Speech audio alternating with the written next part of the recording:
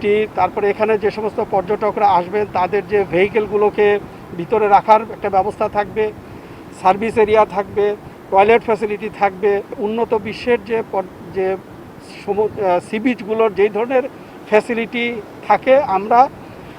সেই ধরনের ফ্যাসিলিটি এবং কোনো কোনো ক্ষেত্রে আরও উন্নত মানের ব্যবস্থাপনা সমৃদ্ধ এই বীজটাকে আমরা প্রণয়ন করার আমাদের পরিকল্পনা রয়েছে।